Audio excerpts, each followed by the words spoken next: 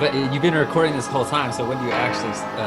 We're gonna start. We're gonna do like a clean break and then You will do this. yeah. So action, we got it. All right, and action. Welcome to the More Than DJ podcast. I'm DJ Hey, Karma. You know, I don't know how to introduce you. I don't even know how to do this interview because it's I'm just here so I don't get fined. yeah. And you have this backdrop, which I feel like my backdrop. I mean, it's it doesn't compare to Star Wars. What is this? Not everybody can be in the Millennium Falcon in space doing podcasts. That's Right. That's the not vibe. everybody. That's the vibe I'm getting here. But no, we have DJ Amen, What up? What up? friend, mentor, favorite asshole. You know, but I mean that in a Yeah, good way. I mean that in all a good that. way. All that, man. I'm sarcastic because I care. Exactly. You get to the point. You know. So no, but welcome to the More Than DJ podcast. Yeah, thank you for I having me. I mean, I'm excited only because I know we have so many conversations, just one Yeah, on man. one. But I think, Check-ins. yeah, a lot of check-ins, and that's kind of what this whole podcast is about. Is connecting with people that I admire, people that I feel like have some amazing stories, but also some amazing information that I think could help others who tune in. A big thing that I've always appreciated is mentors, and just getting gems, getting information, guidance.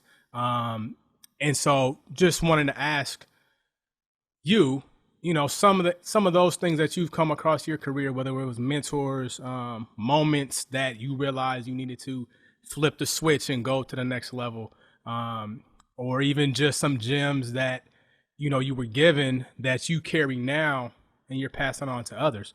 So, and I mean, you've done a lot in your career. I mean, it's not even over, but the amount of stuff that you have done, I think a lot of people, would love to have that on their resume. But you take it in a humble way that you wouldn't even realize that you're, I remember this one thing you always said is just keep putting up points. Keep putting points up on the scoreboard. So, I mean, your scoreboard's looking great right now. I don't know what quarter it is, but it's looking great. You're up. But I know you're not done. So, I just kind of want to, I know your story, but I would like to kind of, for a little bit, just kind of take a step and you kind of tell them maybe a little bit about, your beginnings and how DJ Amen came about. Was DJing something that you know, always wanted to do, or was it something that Well, you were I had an blessed with? older, I have an older brother that's 4 years older than me, and I think when he broke into his teenage years, kind of figured out hip hop. You know what I mean, in the '90s. Like the little brother. That's you look up to whatever's going on. So between him and I had a couple cousins that were around his age. Um, they were just super into the music, and he was a really talented artist. He could really draw well, so he started getting into the graffiti and all that stuff, and that's what kind of got me into the hip hop stuff. And you know I'm so fortunate and lucky that I actually got into hip hop for the culture and not just like to be a DJ or something like that. So I fell in love with everything: the graffiti, the breakdancing, the music. And I really was fortunate to get an education from the beginning, like straight Africa, Bambaataa, Grandmaster Flash. Like I Right. was really into that stuff as a kid. So you got like the organic, like that, I mean, it wasn't when it was happening. This is like much later, right. But you were but able to be introduced into some of those, yeah, as a kid, I was introduced to like Run DMC and all that stuff, and that's what really got me into it because, um, seeing Jam Master Jay and all that stuff, it's like, oh my God, that was like the coolest thing I'd ever seen in my life. And that's how I fell in love with it. Um, and it just kind of kept going as I fell really deep into the rabbit hole. I started learning more about, the different, you know, regions, what was happening in different regions and how it was developing across the country. And I got caught up all the way to the 90s, which was like the golden era of hip hop. So I was like falling in love to it, when Wu-Tang was happening and all that stuff. So it was just the perfect time, place to really experience hip hop culture. And it was way different than it is now. Back then, you were a part of a tribe. Like not everybody was into it. And you could tell by the way someone walked or dressed that they were a part of it, kind of like, I'm sure punk rock was. Right. And like that's what really made hip hop amazing and awesome back in the day, was that like you would see some kid across the room with maybe like a Tribe Called Quest shirt on or so, something And like you that. And got you'd be like, he's one of us, right. like, Now and I feel and like you were always looking for that. And, today Travis Scott dropped his cheeseburger with McDonald's. right. It wasn't like that back then. Like hip hop Mm. wasn't really like that. So Yeah, no, it I was, feel a lot more niche and a lot harder to come by. So it was really special. And that's kind of what got me, so passionate about it and into DJing. Was really just growing up around, sibling cousins that were a little older. And I think I was 14 Christmas. I asked my dad if I could, begged him if I could order a pair of turntables out of the back of the Source magazine. but were It's these like, like was like a turntable in a box or what was it like? yeah, it was like the beginning of that. It was definitely some like two belt drive Geminis and a terrible Yeah, yeah. mixer. I It had you know something it like that myself. It was Newmark though. I it had some Newmarks. yeah, it probably lasted for less than a year, and then I realized what I really had to do. But what was cool is that they supported me, and um, you know, you I got to uh realize in that year that I really wanted to do it. And my parents and family saw that I really wanted to do it. So then it made sense for me to spend money on the real shit. You know Right. what You I knew mean? then you could invest. Right. You got a Yeah. taste of it. You see a lot of Yeah. times, you go on Craigslist, you see somebody selling their turntables, they're like, yo, I got this and I thought I Yep. wanted it, but I don't really have the time or I'm not as interested as I Yeah. thought I would be. DJing was a very popular hobby back then too. Everybody wanted to be a DJ. Everybody, Right. all that. But for me, it was really about the culture. It was like I was really passionate and I really was keeping up on what was going on. Like I was fully subscribed Right. to the whole situation. No, I think that's what's missing now is that kind of your point what you're saying. You like were engulfed in the culture. You were actually there for the culture. That's why you wanted to be. Yeah. Um, I don't know how kids do it now. I mean, I think video games still kind of has that, like the gaming culture. right. Um, and I'm sure that there's like kids that play card games or whatever those things, that scenario is something they can really be a part of. Um, but yeah, as far as hip hop goes, it's not like that anymore. That doesn't exist. And I'm sure there's other subcultures of music that have that, but hip hop is definitely not that anymore. And it would, if I was a kid nowadays, I don't know if I would really like subscribe like that, the way it was back then. So I'm really lucky and fortunate that, I got into it at that time.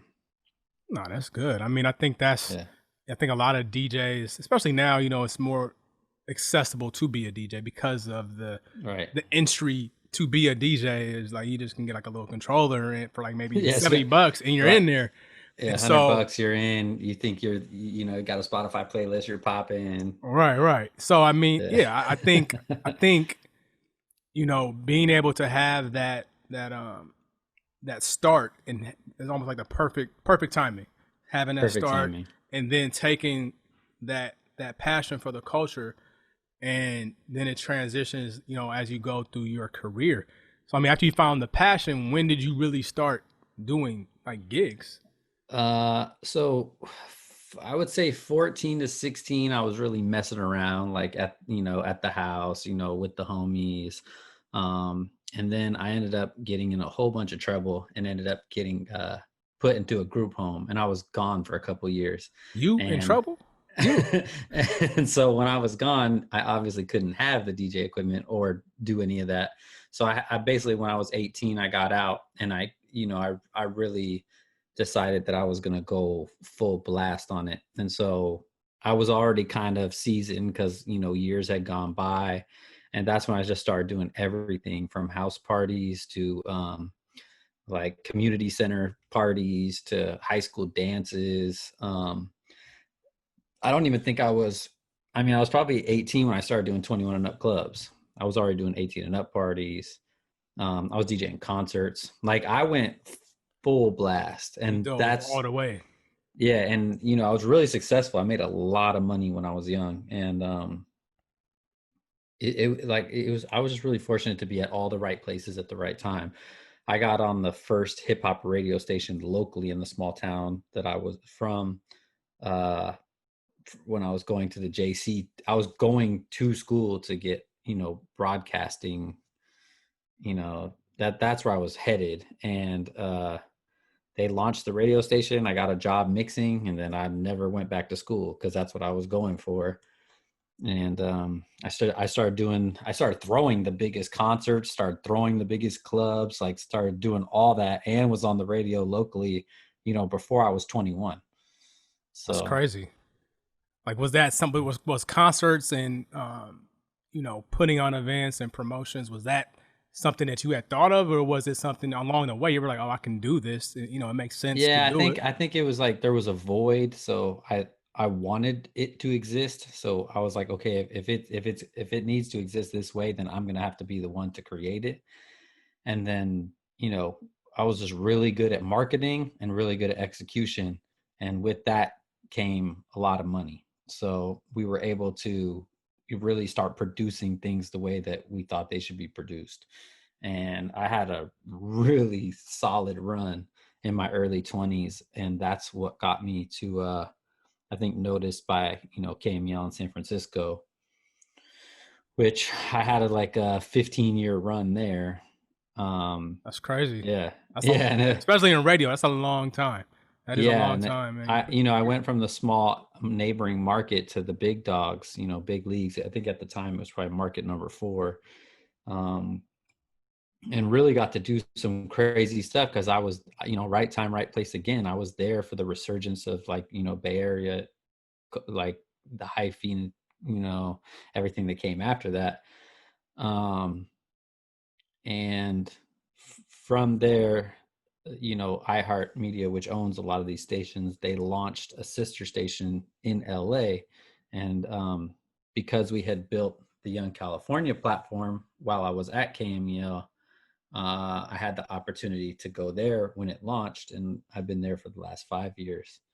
And now I'm the music director, so I've gotten quite a quite a good run there so far in the last 5 years, and just kind of working on, you know, what the next thing is.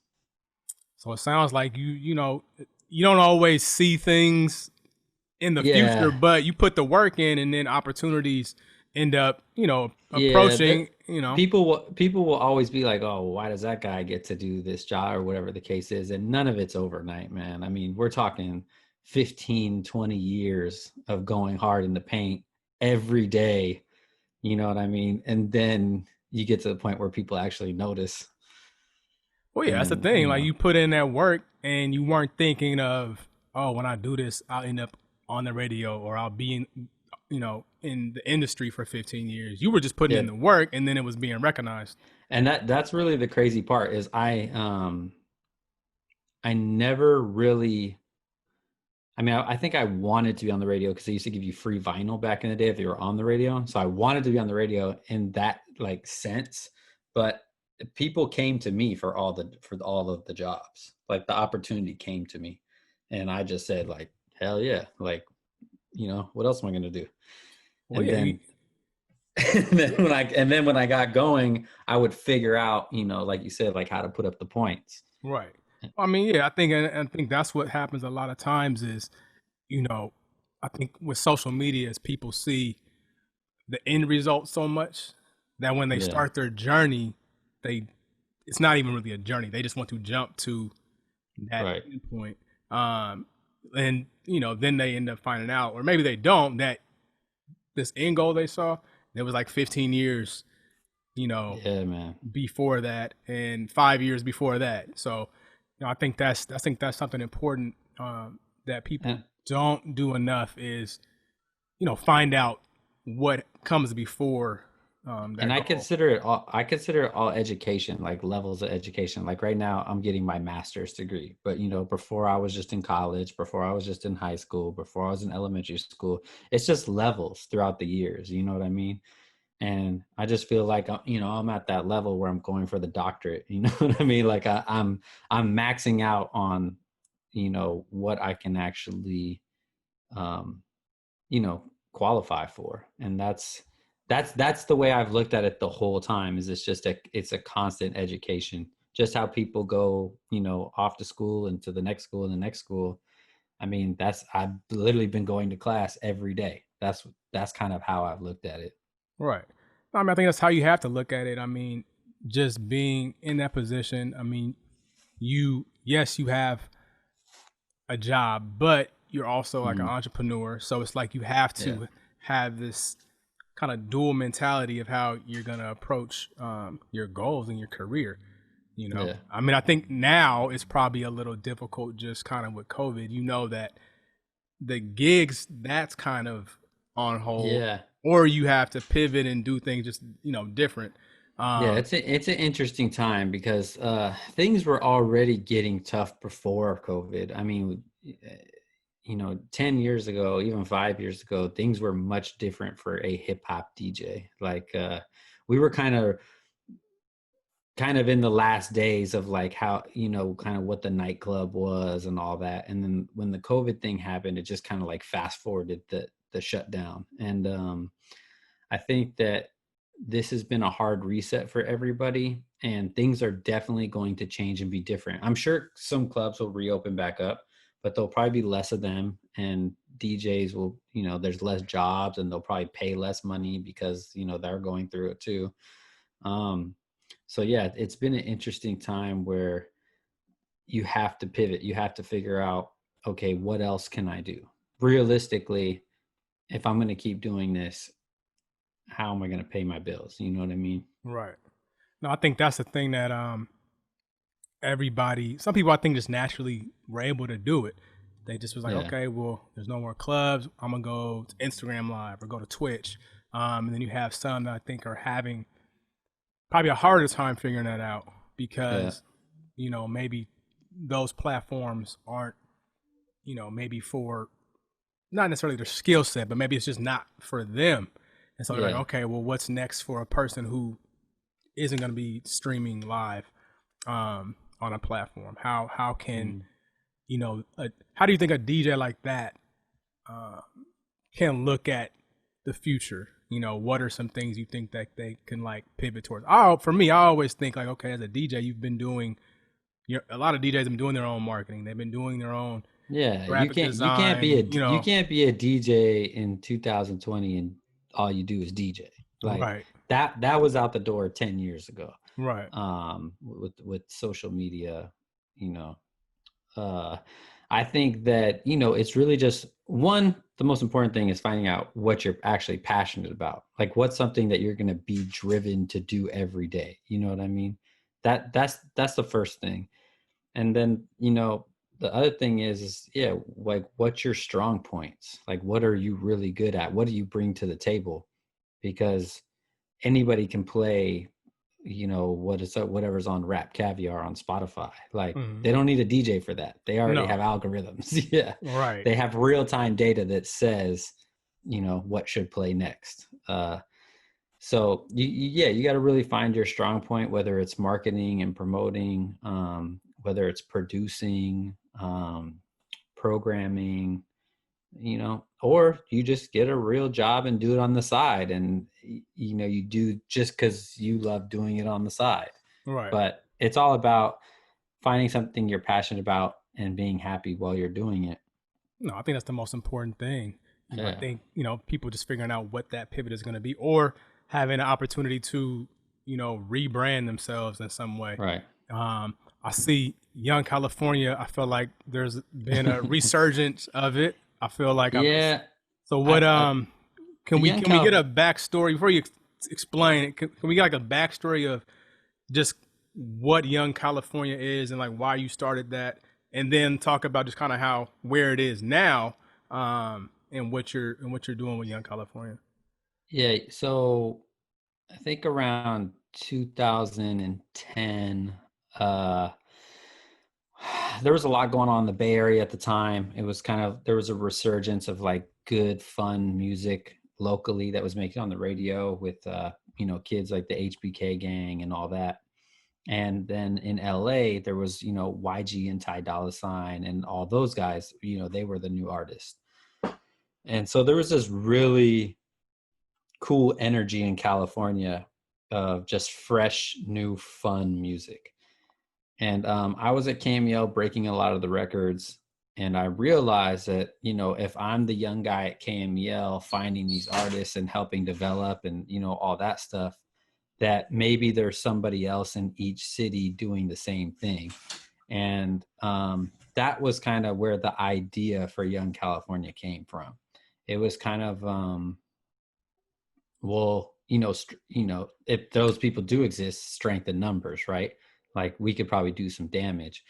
So I got in the car with Sunny D, a mutual friend of ours. Sonny. He, yeah, he was actually doing radio promo. So he was already going to all the radio stations in all the different cities. So I just got in the car with him and basically went to every city in California and just went and met the DJs. And I started, finding out who the young dude was that was playing the local guy's music in the middle of the night or whatever the case was. And it started just kind of building out this network. And And these were young DJs you were looking for, not necessarily young artists. yeah, it was all DJs. DJs. And so I also had heard at the time that there was this girl in LA that was basically doing the same thing I was doing in San Francisco. And had like a meeting set up, and it was DJ Charisma. She was at Power at 106 at the time. And we sat down and talked, and we were just both underdogs, and we were super excited and super passionate. And I just kind of told her like, hey, like if you trust me, like I'm about to pull off some shit. And she was like, I'm with it. You know what I mean? Like, let's go. And I got 40 DJs in California, basically, that were all young, hungry underdogs. And we just banded up. And basically, as soon as something was hot in San Francisco, I would send it to those 39 other DJs. And basically, we were all on the same page at the same time. So we eliminated the translation time. What usually took, could be up to a year for something in LA to get to the Bay or whatever the case may be.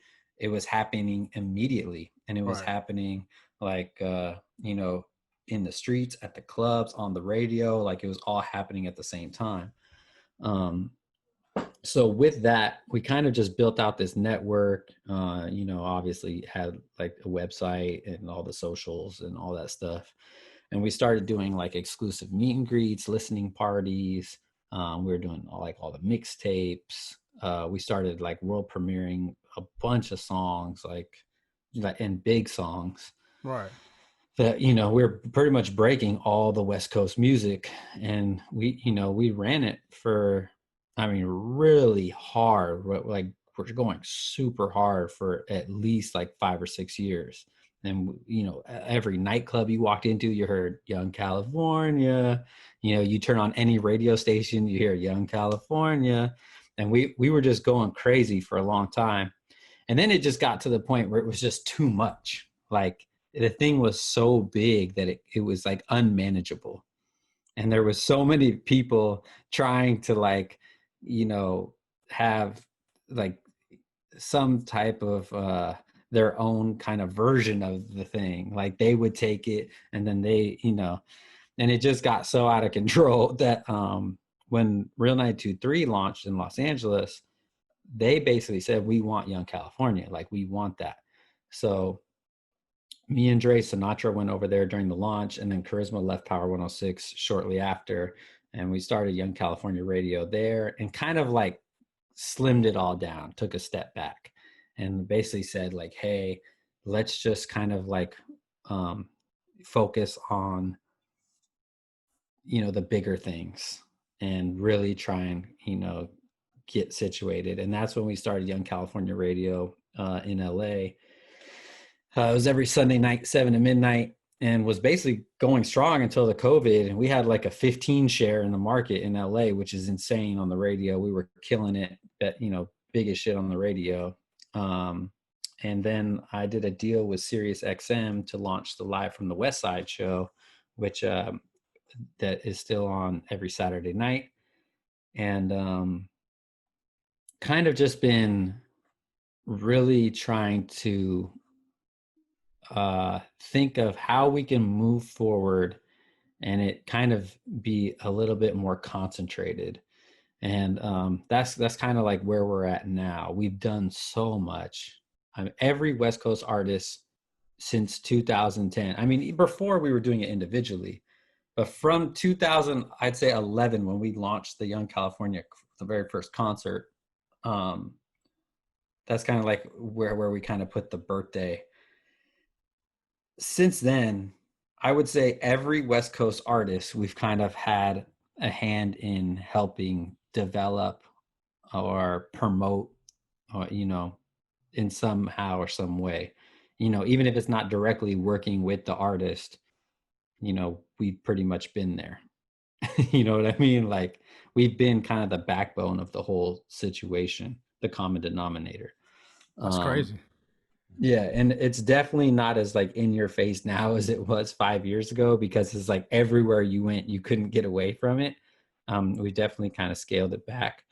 But, I always tell people that Young California never existed before. There was nothing like it. It wasn't like these DJ crews that, have been around forever, because we were really like the culture. Like, we were really, when you thought about West Coast, like young West Coast hip hop, new artists, and how to figure out what was happening, like we were kind of the platform for that.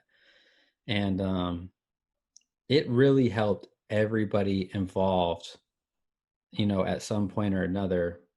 But the people it helped out the most were the ones who put up the most points, right? We always kind of go back to that. It's like Right. whoever put in the most time, energy, money, whatever the case is, got the bigger return, obviously. But it's like anything in life. It kind of had its time in the beginning with like that generation, but definitely looking into ways of how it evolves, grows into the new decade, and what we can actually do with the brand. No, I think that's a good approach. I mean, I just feel like Yeah, this is the time right now for things to grow. There's so many opportunities right now, yeah, and people are just looking for new ways, even if they're being introduced to things that have been around. yeah, I think people are welcoming being reintroduced to a yeah. lot of I've to a lot of things. I've been lucky because I have a pretty damn good idea about once a year, and I the mean, Young California, you the always Young got Calif, something, man. yeah, the Young California one was definitely one of the biggest. And that's what I wanted to ask you too. Is kind of like you've had different like brand partnerships throughout your career, whether it was for like clothing, like you Yeah. just did the deal with Sirius XM. Mhm. How do you go? Are those like things that you think about, or how do you approach getting those deals in motion? I think in the beginning of your career, it's about proving that you can, Hmm. that you have good taste and good execution. So you have to kind of create things, and then once you get to a certain point where you have a pretty good track record, like the Blessed clothing line collab, I did a couple collabs with a couple Bay Area companies that were really cool. But the Blessed one was definitely the biggest one. And I really wanted to make that kind of a case study for like what I could actually do in that space. And everybody from Diddy to Khaled, Future, 50 Cent, everybody was wearing that shit. Right. And it was really successful. We made a good amount of money. And that's kind of one of those things where you really have to show people what you can do, so that, you know, when the next opportunity comes, you have it on the resume. And we put together like a lot of cool collabs, like a lot of cool stuff in the past. That, you know, like I said, every year I feel like I have that, you know, it's like, dang, it'd be really cool if I did this, or if we did this, or, you know, whatever it is. And then, you know, you just kind of got to really brainstorm it out. You know, it could take a couple months or whatever it is. And then you just got to execute, you know, at, you know, top level. You got to really follow through. That's one of the biggest things that, not even just to other DJs, but to anybody, I feel like the only reason I'm still around is because my follow through is pretty crazy. Like, That's I important. mean, yeah, it's like just the young California thing. You know, we're talking about going a decade on, and it's like that's been really important for me. Is one, the passion and persistence, but the other thing is just following through. Like this year, you know, the obviously the good idea was the DJ Relief Fund, Right. and But you you know, it didn't took have me as much time to plan that. You didn't have no, that, I mean, this you was know. definitely a state of emergency. Right. But it's one of those things where it's like, you know, me and you even talked in the planning stages, and I was like, okay, this is the idea. We would kind of ideate it. And then you get to a point where it's like, okay, now you have to follow through. Right. And that shit was not easy. Like I almost lost it a couple times. That was a crazy couple months. Up a lot more work and effort that, you know, I thought it would be, Right. but it's really because, you know, we followed through that we were able to raise over $135,000. And, you know, there's a lot of people that have done a lot of little fundraise, you know, all that stuff. And I'm sure they've raised way more money than us. But, you know, if we didn't follow through with the idea that me and you were talking about before it was actually a thing, Right. you know, because I called all the homies and was like, am I crazy? You know, is this, or I is don't this even think something you that, thought it was gonna get as no, big as it did. yeah, I definitely didn't know we were going to be able to send money to over 250 DJs. But yeah, but you know, that's really one of those things where it's like, you know, it's following through. Right. Even we didn't talk about the Niner stuff. So I start the Niners my sixth season this Sunday. How does that work? Like, what's going And on? What's going I on mean, with that? there's not going to be any fans in the stadium. I'll be Okay. DJing at Levi's for the players to make sure the energy Because they levels still right. need that. They still Yeah, for them. they still need that. Right. It's important. But you know, it's one of those things where, you know, the Niners weren't doing too good out of six seasons. And there's been plenty of seasons where you know, you could walk away from that scenario and be like, man, I don't know, you know, the seats in the stadium are a little empty, you know. But that's really what it is about the follow through. And then, you know, fast forward to this year, and like I was literally DJing in Miami at the Super Bowl, and that's that's the whole thing, is like following through is super important. I know in any job, but when you ask me like, oh, you know, how'd you get to where you are today, you know, a lot of it is passion, persistence, and following all the way through. Yeah. No, I think you have. I mean, all of those are important, but I think, like you were saying, the follow through might be the most important, just because that is how. If you're like an inch away, Right. that's all you need is just follow through and stay consistent, That's and it. you'll get to the end. Yeah, Um, and whatever it is you want to do, you could do it. You just got to keep doing it until someone pays you for it, right. or until, you know, you got the hook. If it's something like, oh man, like for me it's like I'm kind of like, you know, into the toy thing or whatever the case is, The toy and thing, it's yes, like the thing, yeah. the collectibles. And that's like another thing where it's like, well, you know, what if I made my own toys? Or like, oh, I want to get these toys, like who's the plug, like who works there, you know what I mean? Like, you just got to follow through with all that stuff, and really figure out what it is, and before you know it, you'll have free toys showing up at your doorstep. That's I gotta. It has to be the young amen's Yeah. dream. Just have free toys. That's Yeah, no man. invest. Well, your collection time over the years was put in to create Yeah. this this. Yeah, I got a pretty insane man cave that I'm really, really proud of. It makes me smile. You should be proud of Um, that. yeah. The thing And is, like, I don't even think a kid could appreciate that. That's no, something that no, only no. you can appreciate. Big boy toys. Yeah, those are They big boys. and the fun one of the funny story is for anybody who listens to this is that on Karma's birthday a couple of Oh years ago, man, it changed my life. Actually, it was yeah, man, crazy. he Literally, had me come up to Seattle to DJ his party, and I think did we take your car or we rented a car? so you had your rental. Yeah, I rented a car, I hopped and in. I I didn't know what I was getting myself yeah, into. I got there early, and was it the day after the party or the day before It the was the party? day after. I think Yeah, I might have been hungover. I might have been, but yeah. So I go swoop this guy up, and I say, "Come on, man, we're going on a mission." And that day we must have went to like 15 toy and comic book stores. in my And own. he fell asleep halfway through. He was knocked out on. He spent his entire birthday But what I'm gonna say is being a kid. this was in my own backyard, and these were places I did not know existed. It was like a Yeah, whole new world had opened up. Like I yeah, did man. not know the Funko toys was in the backyard Yeah, basically. man. And just seeing the culture is real. You Yeah, know, man. And it's to fun. see It's that. that what I love about it is that everybody's just so happy. It's like it's not like the music industry where everybody's like a shark. It's basically like everybody is living their best childhood. Now I'm not gonna say the location where we went, but you took me to this toy warehouse, and it wasn't in Washington, but it was crazy. When I saw Oh that, yeah.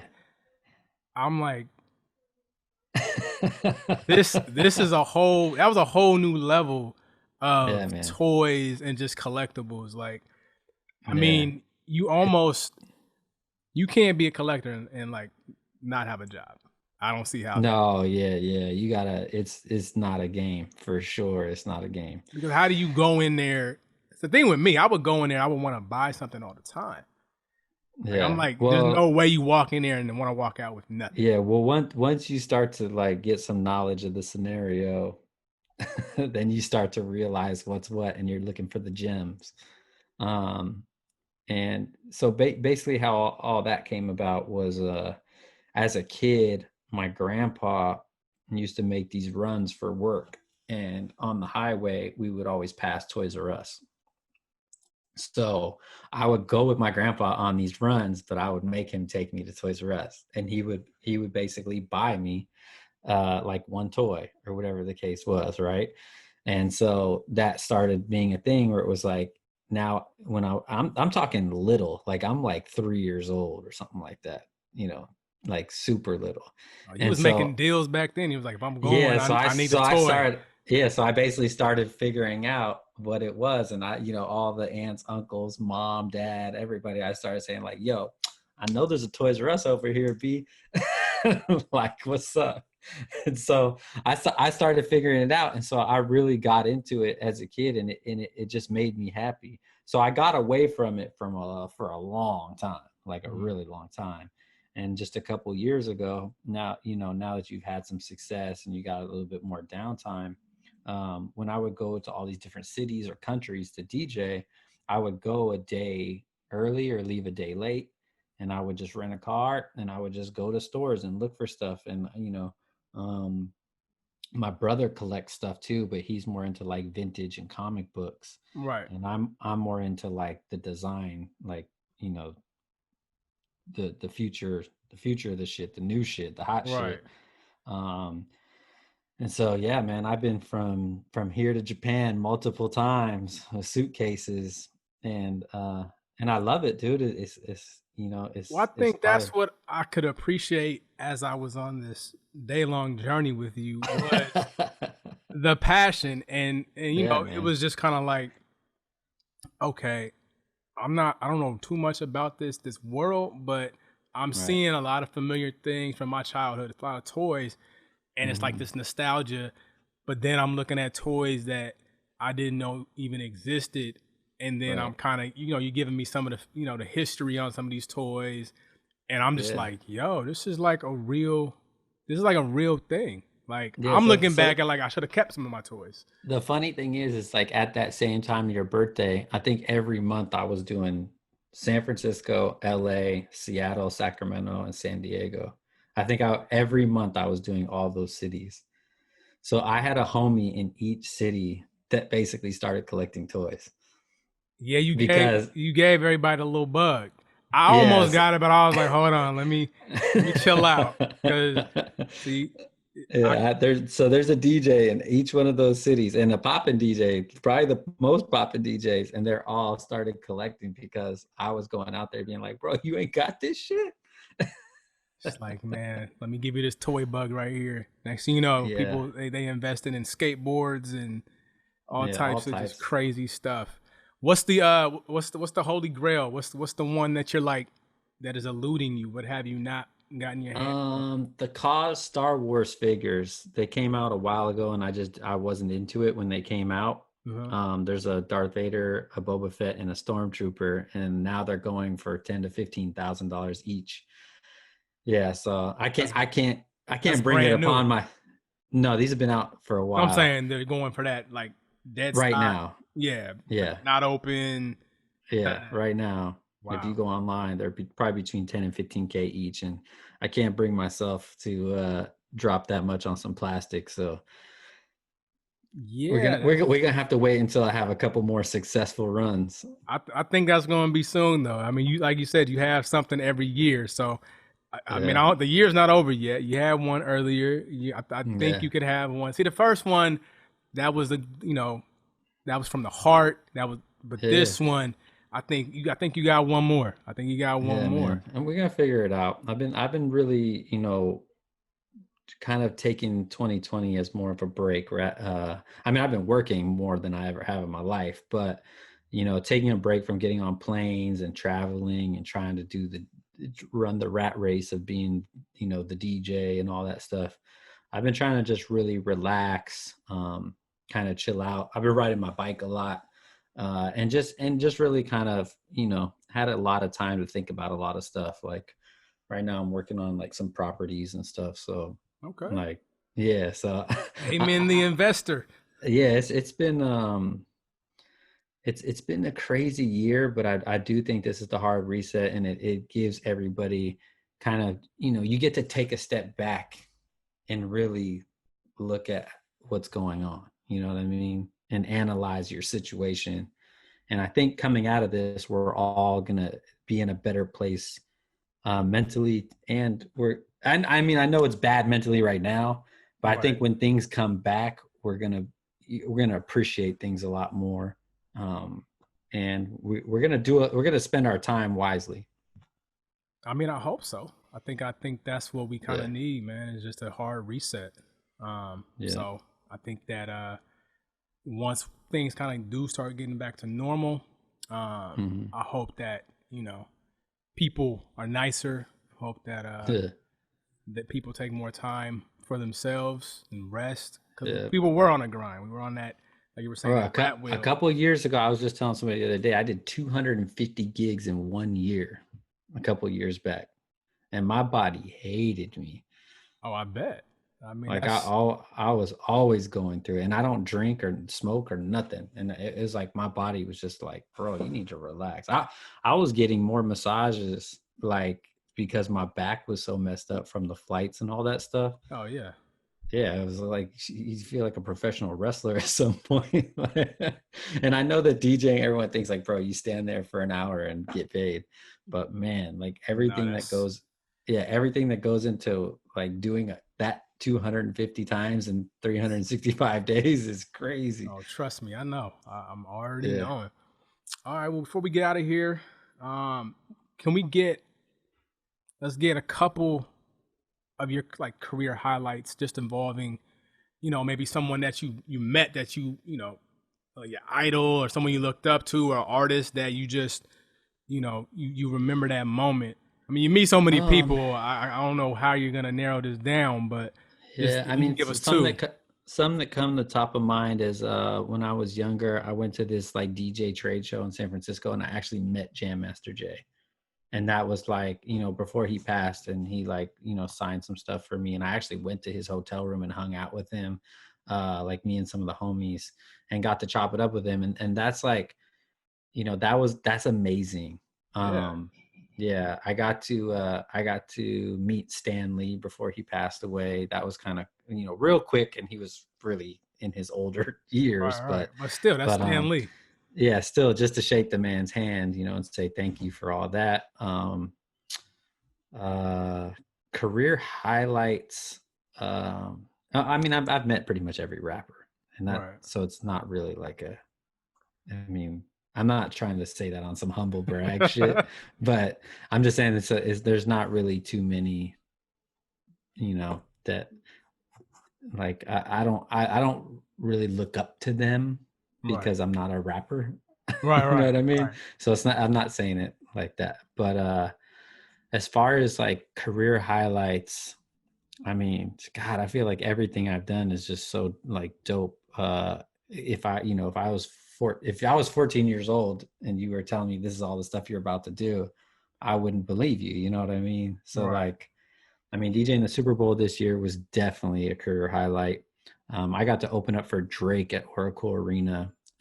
He did two back-to-back shows, and I got to DJ, and that was insane. That was probably one of my favorite moments. What kind of set Um, do you bring out for that?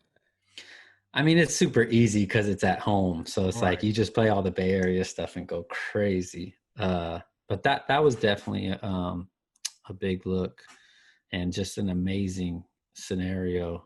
Um, and I've done the summer jams. I've done a bunch of big shows. The Levi Stadium, always big. 60,000 doesn't get bigger than that. You know what I mean? Unless you're doing the Olympics or a soccer game, which is something you know about. I don't know. Hey, uh, soccer is a worldwide sport. Thousands. I don't know, man. The, like making clothes, and cool people wanting to wear them. Khaled was rocking my stuff for like, as soon as I started giving it to him, he made me send him like new stuff all the time. And it's just so cool to see people just really love a product that you made. um I don't know, what's some other things, I mean, as you a said DJ, what are highlights for you? highlights for me. Ah, man, the one that comes to mind always is, and it just happened last year, was the American Ninja Warrior, like DJing Oh that. yeah, that's It was Mother's Day super tough. weekend, and my mom, Yeah. she she wasn't that excited when I started DJing. It was like, I'm paying All for you to right. go to college. Are Right. you gonna, finish? And I'm like, of course. This is when I got the box set. So I remember getting the box set for Christmas. You know, Yeah. they supported it, but they were like, Yeah, they're kind of So like, yeah, we'll see. yeah, and so she had never really been to an event, and that was always something I wanted her to see, Yeah. just like what I've done. So I would say the American Ninja Warrior, and have my mom there, and just kind of Yeah. see like a studio production, and it's I I crazy. had I had the same scenario, except I didn't get to bring my mom, but G-Eazy had me do Jimmy Kimmel and Good Morning America with him. Oh Um, wow, so yeah, so when I went to New York to do Good Morning America, like my mom was really like, okay, like, okay, I see you. So that was definitely a career highlight as well, for sure. And I think shout out to that's G for that. yeah. No, I think for me, it's always, and even like with Gavin, my son Gavin, you know Gavin, Yeah. being able to bring him, like behind me, like just Yeah. moments, Yeah. being in the stadium, and just whether he's gonna remember that moment, just having those pictures, um, and just doing stuff like that, where it's not even really about me. I get the opportunity, but I'm able to share it with, Yeah. family, loved ones, friends. So, I think those are really the highlights. No, for sure. That I mean, we're so blessed. It's such a cool job.